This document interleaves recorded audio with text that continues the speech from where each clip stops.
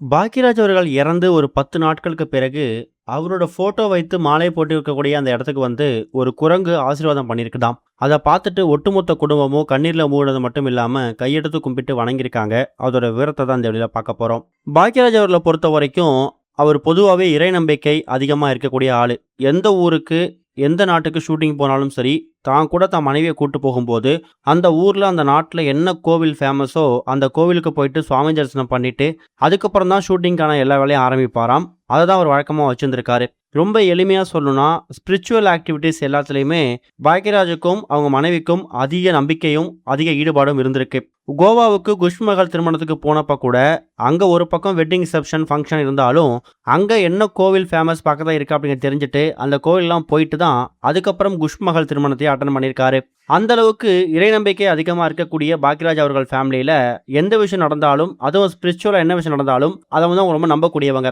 அப்படிதான் பாக்யராஜ் அவர்கள் இறந்து கிட்டத்தட்ட ஒரு 10 நாட்கள் ஆகுது.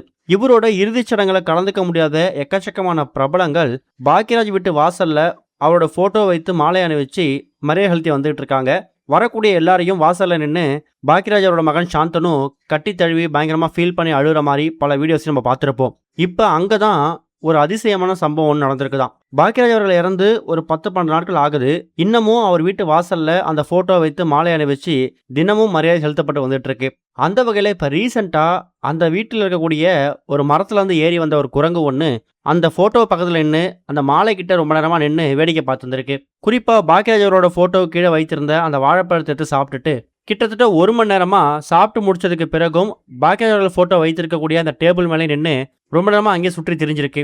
அங்க இருக்கக்கூடியவங்க எவ்வளவு பேர் அதை விரட்ட முயற்சி செஞ்சாலும் அது கொஞ்சம் கூட பயப்படாம அந்த இடத்த விட்டு போகவே இல்லையா. சரியா ஒரு 1 மணி நேரம் கழிச்சு தான் என்ன நினைச்சா தெரியல, அந்த குரங்கு அங்கிருந்து கிளம்பி மரத்துல தாவி போயிடுச்சு அப்படிங்கிற மாதிரியும், கண்டிப்பா கடவுளோட ஆசீர்வாதம் அப்பாவுக்கு இருக்கு, அதுவும் ஸ்பிரிச்சுவலா எந்த விஷயம் நடந்தாலும் அதுல நம்பிக்கை அதிகமா இருக்கக்கூடிய பாக்யராஜ் அவர்கள் ஃபேமிலி அந்த ஆஞ்சநேயரே குரங்கு ரூபத்துல வந்து அப்பாவுக்கு ஆசீர்வாதம் பண்ணியிருக்காரு அப்படிங்கிற மாதிரி சொல்லி கையெடுத்து கும்பிட்டு வணங்கியிருக்காங்க. இது எல்லாத்துக்கும் முக்கியமான காரணம் என்ன அப்படின்னா, அவங்க குடும்பத்துல கடவுள் நம்பிக்கை அதிகம், கடவுள் பக்தி அதிகம். வீட்டுக்கு பாம்பு வந்தாலோ, மயில் வந்தாலோ, அதே மாதிரி அடிக்கடி குரங்கு வந்தாலோ அதை வந்து அவங்க வந்து நல்ல சகுனமா பார்க்குறாங்க. அது வந்து ஒரு பாசிட்டிவ் சைனை தான் பார்த்து வந்துட்டு இருக்காங்க. இப்போ பாக்யராஜ் அவர்கள் இறந்து போனதுக்கு பிறகு அந்த போட்டோ கிட்ட வந்து அமர்ந்த அந்த குரங்கு ரொம்ப நேரமா அந்த இடத்த விட்டு போகாம, இவ்வளோ பேர் விரட்டி அந்த இடத்த விட்டு போகாம அந்த போட்டோ பக்கத்திலே உட்கார்ந்துக்கிறதுக்கான காரணம் என்னவா இருந்திருக்கும் அப்படிங்கிறது பல பேருக்கு கேள்விக்குறி ஏற்படுத்தினாலும், ஒரு சில பேருக்கு ஆச்சரியத்தையும் அதிசயத்தையும் ஏற்படுத்தி இருக்குது. கண்டிப்பா அப்பாவுக்கு கடவுள் ஆசீர்வாதம் கிடைச்சிருக்கு அப்படிங்கிற விஷயத்துல அவங்க கையெடுத்து கும்பிட்டு வணங்கினதுக்கு பிறகுதான் அந்த குரங்கு அங்கிருந்து போயிருக்குதாம். இதை பத்தி நீங்க என்ன நினைக்கிறீங்க அப்படிங்கிற கருத்துக்களை மறக்காம கமெண்ட்ல மென்ஷன் பண்ணுங்க. இது வரைக்கும் கனெக்டிங் டிவிக்கு சப்ஸ்கிரைப் பண்ணனா மறக்காம சப்ஸ்கிரைப் பண்ணிக்கங்க. உடனடி அப்டேட்ஸ் பெறுவதற்கு நோட்டிஃபிகேஷன் பெல்லையும் கிளிக் பண்ணிக்கங்க.